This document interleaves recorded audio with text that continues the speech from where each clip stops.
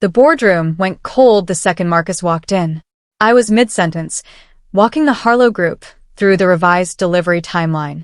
Their lead negotiator, Mr. Adebayo, was leaning forward, nodding slowly, the way he did when something finally made sense to him. We were close. I could feel it. Then Marcus dropped a printed report on the table, like a judge dropping a gavel. "This meeting is over." His voice was flat, not angry, just certain, like the decision had already been made in some room I hadn't been invited to. He held the report up. "Elena made unauthorized changes to this account. Changes never approved by leadership." My stomach hit the floor. Mr. Adebayo stiffened. His assistant looked away. The room, warm and productive 30 seconds ago, became something else entirely. Marcus still didn't look at me. "You're suspended, Elena. Effective immediately." Every part of me wanted to fight back, to point at the screen, to remind him what those changes had actually saved. Instead, I took one slow breath. I gathered my folder. I nodded once. And I walked out of that boardroom with every eye in the room on my back. The door clicked shut behind me. One thought settled quietly in my chest. He has no idea what he just set in motion. I walked past my team slowly. Nobody spoke. A few heads turned. Priya, my junior analyst, stood halfway up from her chair. I caught her eye and gave the smallest shake of my head. She sat back down. I went to my desk and packed. Not frantically. Deliberately. One item at a time. My notebook. My charger. The framed photo of my mother I had kept by my monitor for 6 years. My hands were steady. Too steady. Because something wasn't sitting right in my chest. Not just humiliation. Something sharper. The feeling that comes when a detail doesn't match the story you've been told. Marcus hadn't asked me a single question. No meeting the day before. No email. No private conversation. He had walked into a live client meeting with a printed document and a verdict already written. No investigation. No warning. No process. I zipped my bag and stood. That wasn't discipline. That was something else. Somewhere between the elevator and the lobby, I stopped asking why he had done it. I started asking a different question. What did he think he was removing when he removed me? Marcus had been here 4 months. I had been here 9 years. Those two facts were about to matter far more than he had calculated. My name is Elena Carter. I joined Pinnacle Solutions 9 years ago, when the company was still running out of 2 rented floors with outdated systems and an accounts team held together, mostly by habit. I didn't arrive with a big title. I started as a senior relationship coordinator, which meant I was the person clients called when everything else had gone wrong. The fixer. The calm voice. The one who showed up when a deal was tilting toward collapse. The Harlow Group account was my proudest piece of work. When I inherited it 3 years ago, it was flagged internally as low priority. The client was considered difficult. 2 previous account managers had requested reassignment within 6 months each. Nobody wanted it. I asked for it specifically. Within 18 months, Harlow had become one of our top 5 accounts by value. I rebuilt the relationship from nothing. I learned how they thought, what they valued, what made them trust a partner, and what made them walk away. I turned a struggling account into a company flagship. And now I had been publicly removed from it. In front of the client. By a man who had never once sat in a room with Mr. Adebayo. 9 years of work. 4 months of someone else's ambition. A room full of witnesses. I was still in my work clothes when my phone buzzed. It was Priya. She never texted me about work outside the office. That alone told me something had gone sideways fast. I opened the message. "They tried to restart the meeting without you. It didn't go the way Marcus expected." I sat down slowly on the edge of my couch. She sent a follow-up before I could respond. Mr. Adebayo stopped Marcus mid-sentence. "Asked where you were. Marcus said you'd been reassigned due to internal restructuring." Mr. Adebayo didn't say anything for a long moment. Then he closed his folder. I stared at the screen. He asked one question. Priya wrote. I waited. He said, "Where is Elena?" Not what restructuring meant for deliverables. Not who was taking over. Not what the timeline looked like now. Just that. Where is Elena? I set my phone face down on my knee and looked at the wall. Outside, the street carried on. Cars. A dog walker. Someone's music drifting from 2 floors up. I hadn't eaten since breakfast. I hadn't cried. Hadn't called anyone. That question wasn't small. It was everything. The longer I sat with it, the more certain I became. Marcus had made a fast decision. Fast and careless. And it was already coming apart. Let me take you back 3 weeks. That's where this truly begins. The Harlow Group had been growing quieter. Not in a way anyone else would have noticed. No formal complaints, no missed calls, no strongly worded emails. It was subtler. Mr. Adebayo's replies started arriving a few hours later than usual. His questions, always direct before, became more general, more carefully polite. I had seen this pattern once before, at a previous company. It meant confidence was draining. Slowly, without drama. Once it drained past a certain point, the client didn't leave loudly. They simply stopped renewing. I went back through 6 months of communication logs and found the exact moment the shift began. It was the week Marcus had sent the Harlow Group an internal performance summary without running it past me. The numbers were accurate, but the framing was wrong. It made the account look managed by a committee instead of a relationship.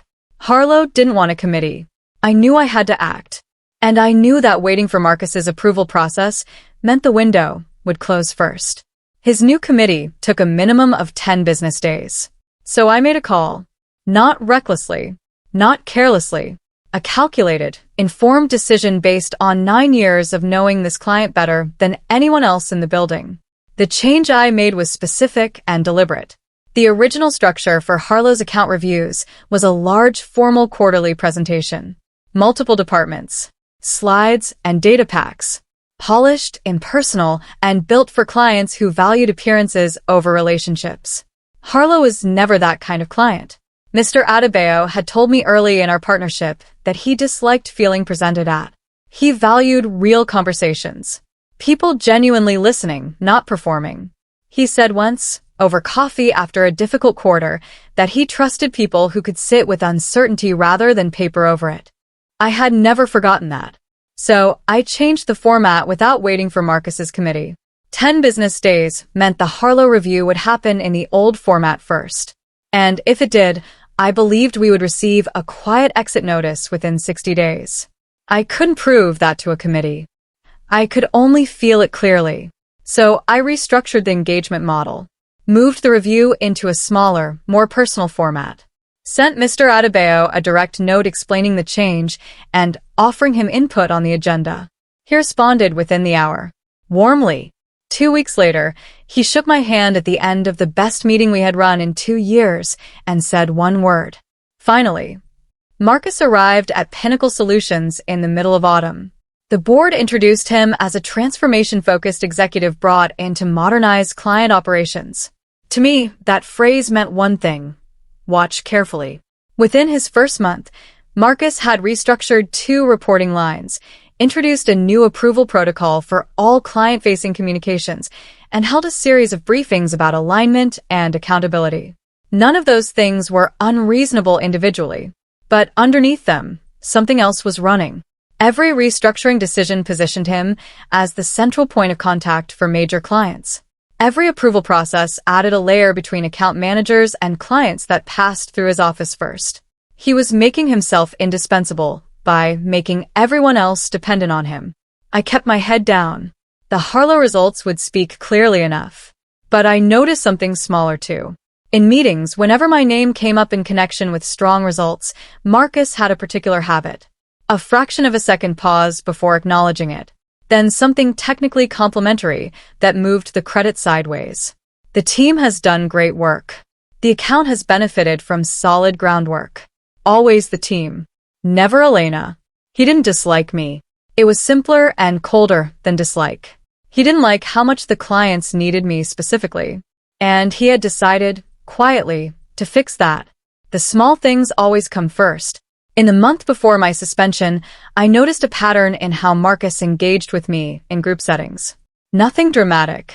Nothing I could point to in any single moment and say, that's it.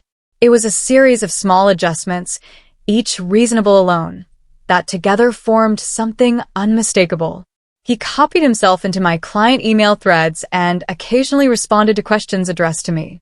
Not rudely, with smooth confidence that implied he was the decision-maker and I was the coordinator. In team meetings, he redirected conversations just as I was building toward a key point, not cutting me off. Steering. A shift that left my contribution half-delivered. I let it go each time.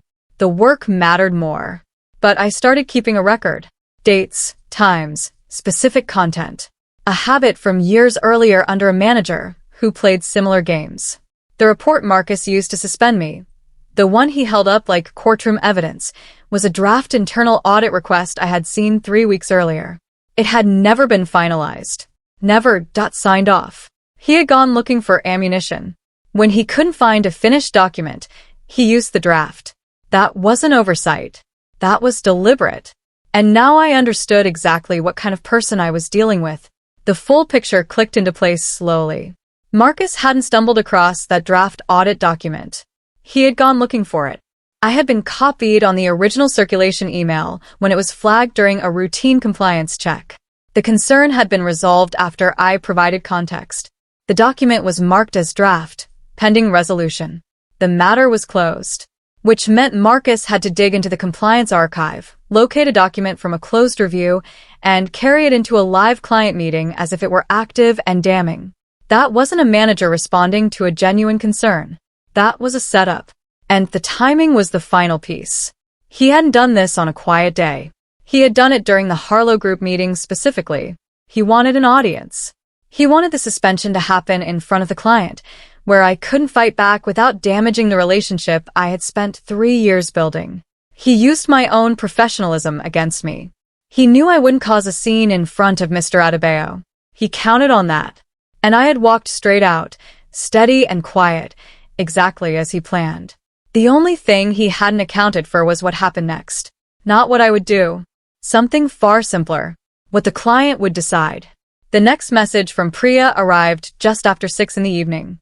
The Harlow meeting officially postponed. No rescheduled date given.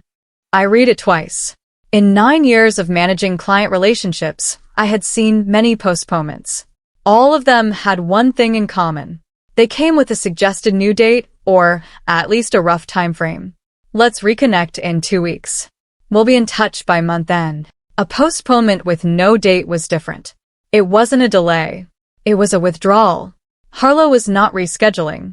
They were waiting. I set my phone down and stared at the ceiling. Marcus had removed me to establish control. What he hadn't calculated was the possibility that the client relationship wasn't with Pinnacle Solutions as an institution. It was with me as a person. He had assumed the account would continue because the company held the contract. He hadn't asked himself what would happen if the client simply chose not to proceed with anyone else. No reschedule. No explanation. That silence wasn't confusion. That silence was a message. Across the city, in an office I was no longer officially connected to, Marcus was going to have to figure out what it meant. I stayed where I was and let him. My phone rang at 8:17 the next morning. I was on my second coffee, sitting by the window with my laptop open. I had spent the previous night going back through everything methodically. Every email, every meeting note, every decision I had made on the Harlow account, and the reasoning behind each one. The number on my screen was not saved in my contacts. I almost let it ring out, but something made me pick up. This is Elena Carter. A brief pause, then a familiar voice. Measured and direct. Ms. Carter, this is Kofi Adebayo.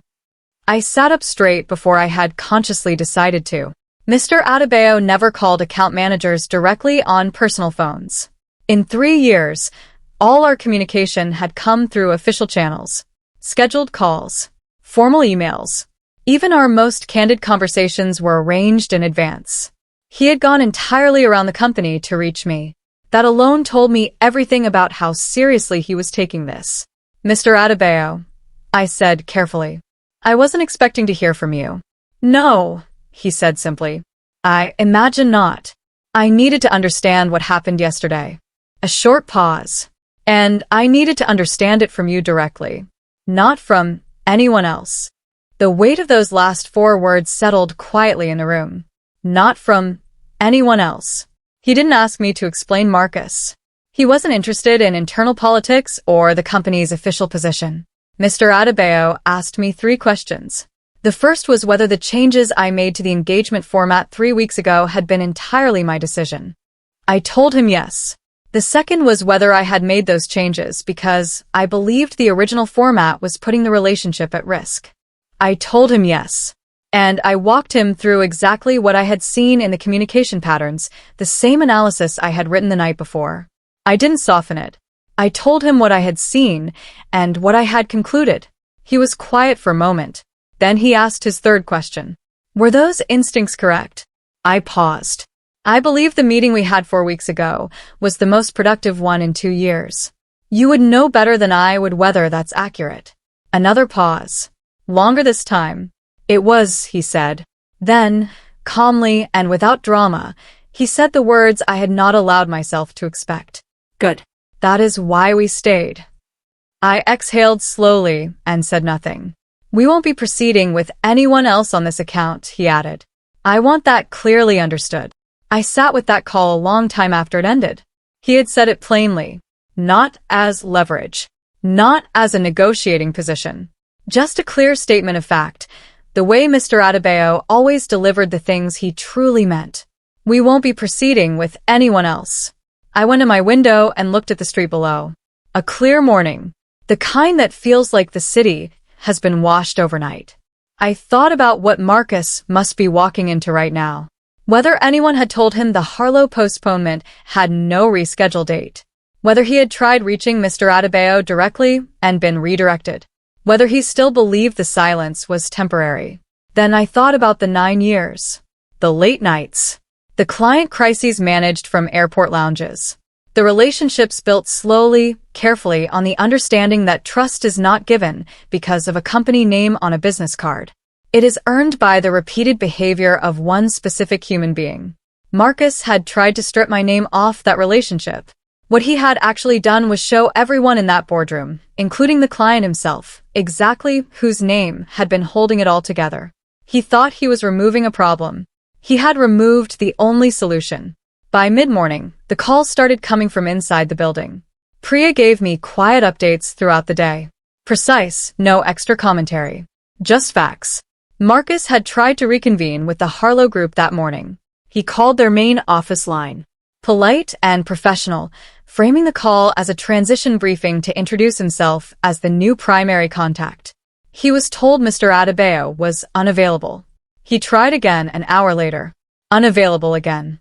A formal note passed through Harlow's communications team to Pinnacle's senior administration inbox, not to Marcus's office directly, requesting clarity on the current account structure and, specifically, the status of Elena Carter's involvement. Marcus called an emergency internal meeting. Nobody in that meeting had the answers he needed, because the answer to what the Harlow group wanted was not in any internal system. Not in a restructuring plan or a transition document or a client communications framework.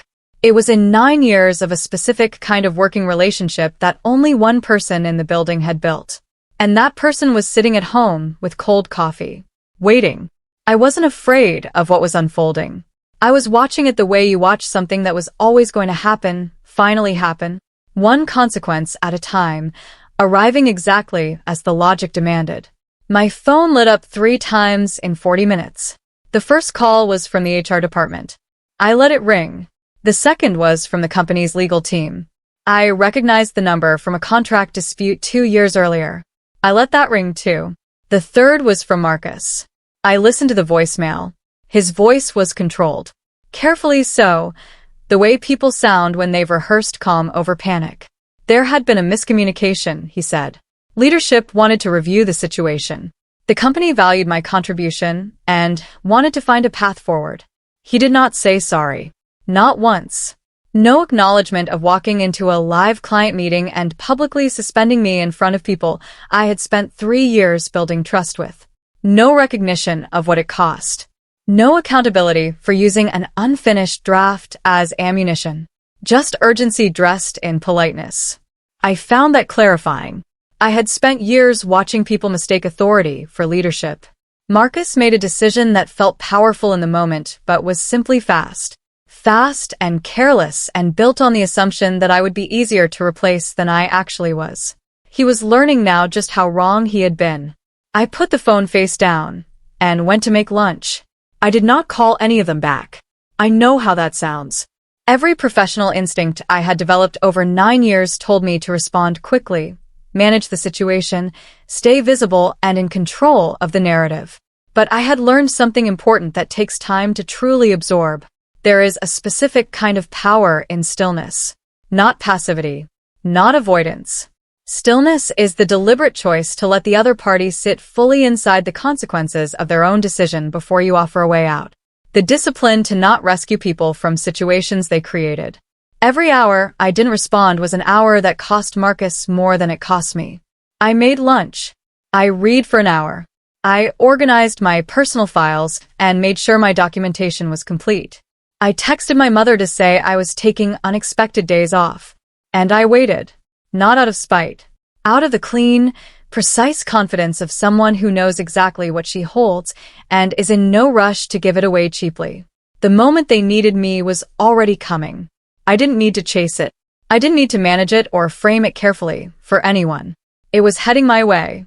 All I had to do was stay steady until it arrived. The call that changed everything came from an unexpected direction. It was Nathaniel, a senior project coordinator who had worked alongside me for 4 years before moving to the strategic partnerships team. We weren't close friends outside the office, but we had the quiet mutual respect that develops between people who have seen each other work under real pressure. He called my personal number around 3 in the afternoon. "I'll keep this short," he said immediately. "I don't want to put either of us in a difficult position." "I appreciate that," I said. "Something came up in the legal review this morning about the Harlow account documentation." I sat forward. Leadership asked legal to review everything related to the account in preparation for the transition. A pause. They found a clause they weren't expecting. I kept my voice even. "What kind of clause?" "The kind," he said carefully, "that specifies the named account lead by individual. Not by role or department. Not Pinnacle Solutions. Not the account management team."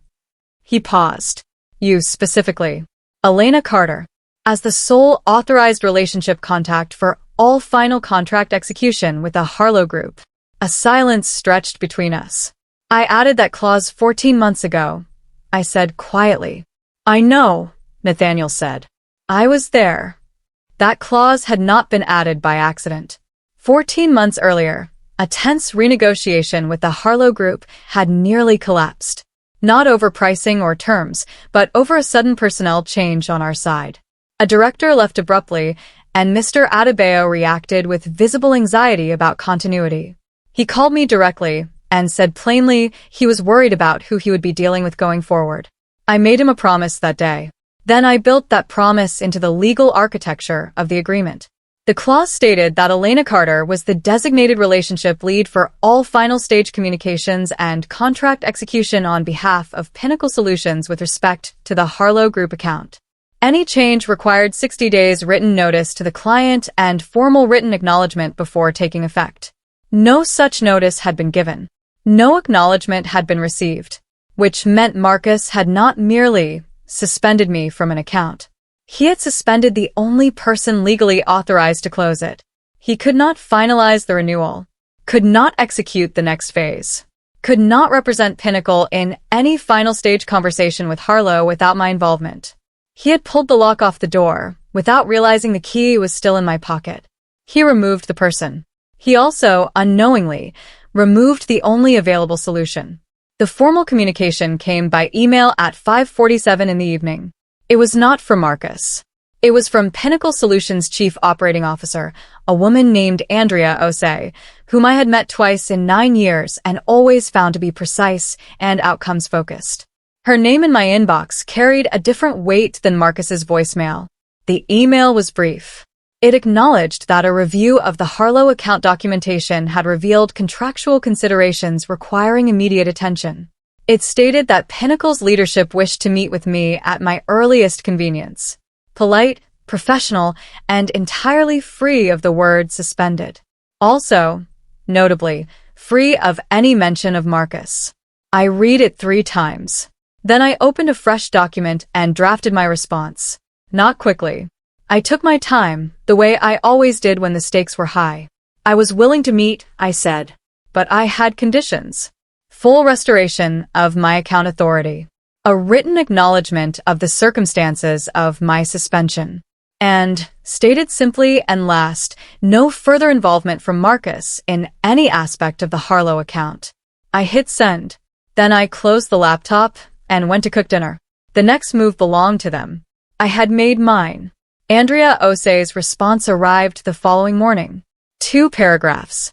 The first acknowledged my conditions. The second confirmed them. No negotiation.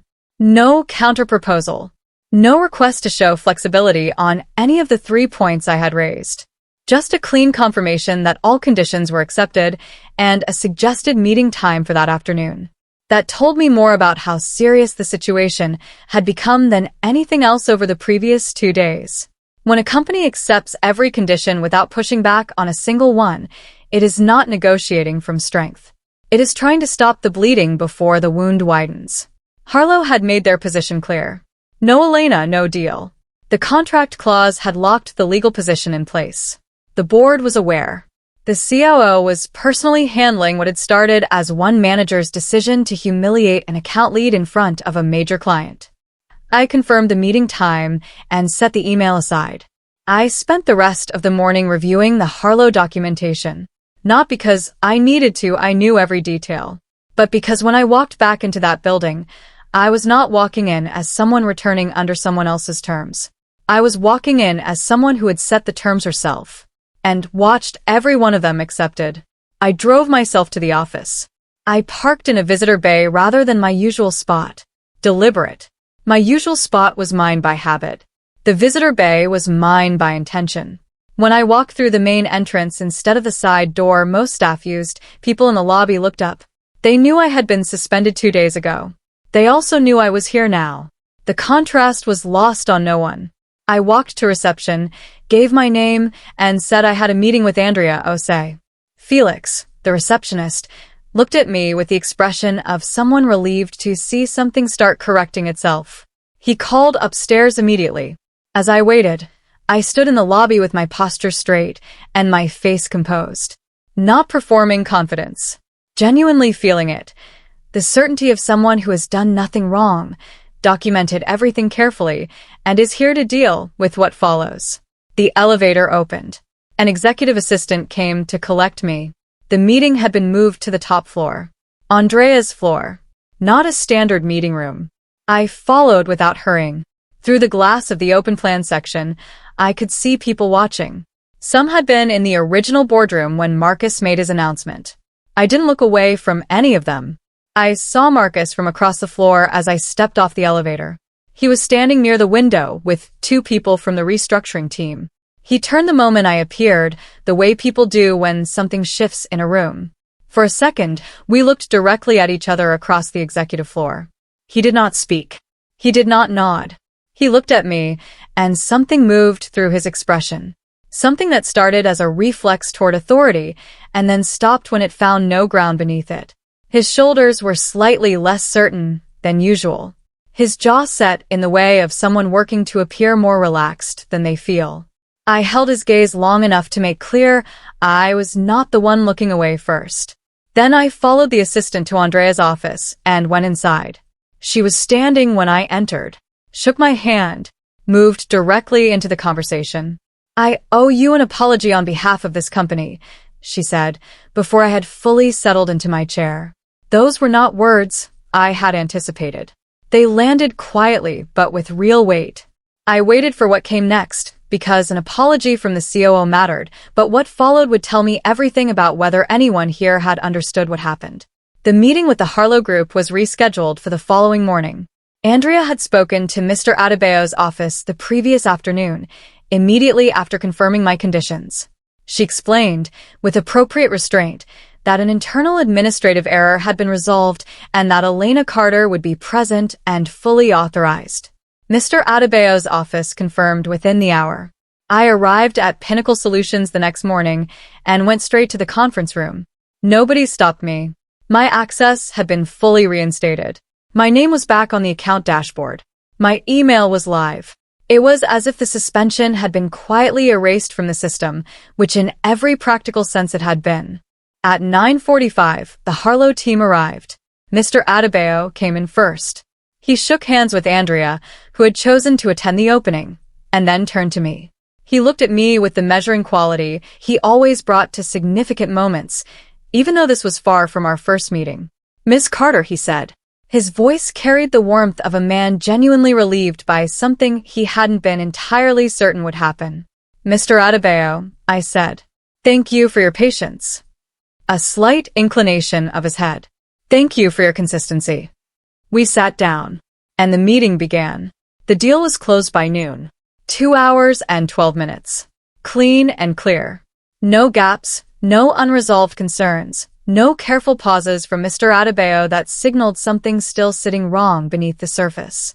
He signed with the quiet efficiency of a man who had already made his decision long before this morning. Afterward, as his team packed up and the room emptied, he paused beside me at the table. "I want you to know," he said quietly, "that we considered walking away entirely." I looked at him. "Not because of anything you did," he said. "Because of what we witnessed happen to you."